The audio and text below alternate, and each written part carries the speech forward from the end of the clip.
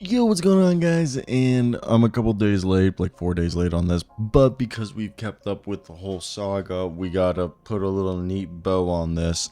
You guys know I'm from Baltimore, Maryland, Washington Wizards. I stay until 2050 in DC, and the Capital Wizards to remain in DC after the Potomac Yard proposal falls through. Shout out the Athletics, Josh Robbins, David Aldridge, and Ben Standig for this information. The Wizards and the Washington Capitals will remain at Capital One Arena through at least 2050.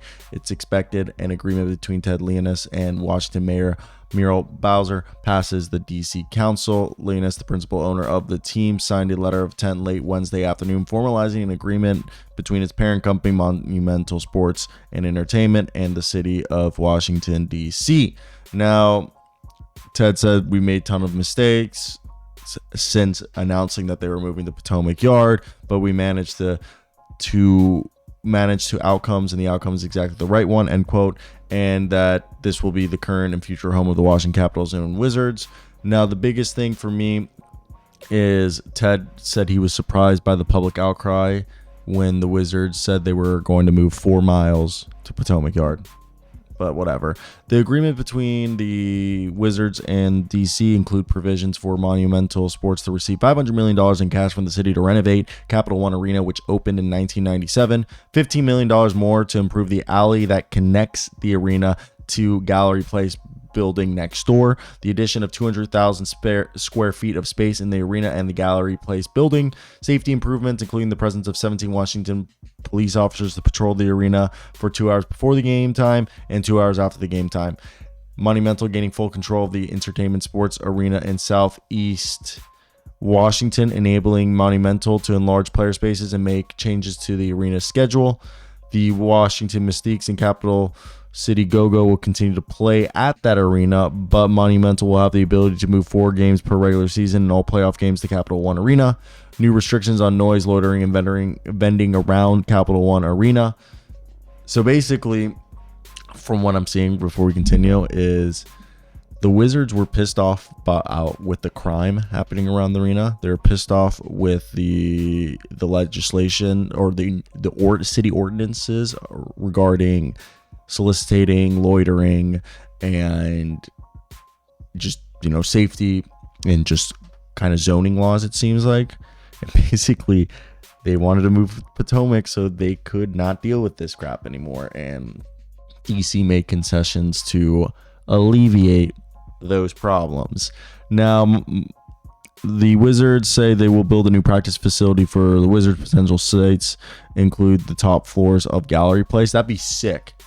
The Gallery Place building would be sick if they just built on top of it. Is that what I'm thinking? Yeah. Okay. Gallery Place is kind of like a shopping center is the best way to put it. It's like a huge shopping area next to the Capital One Arena. So that'd be wild if there's we're going to make this a tall building.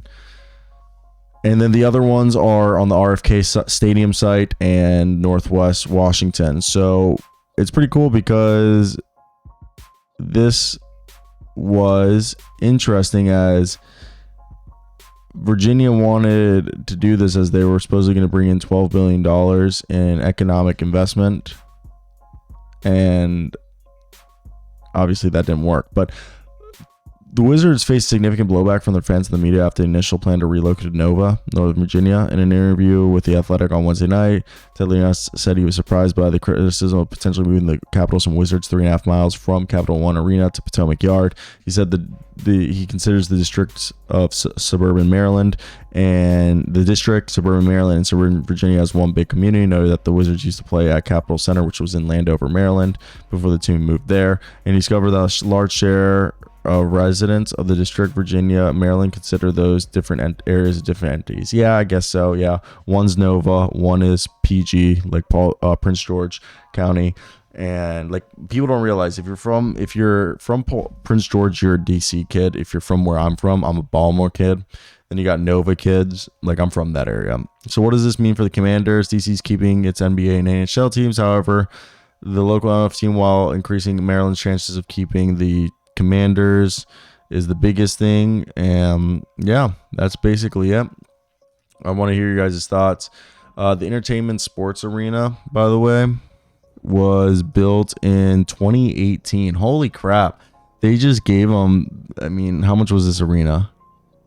70 million. So they basically gifted them a $70 million arena. Like, here you go, guys. Like, chill.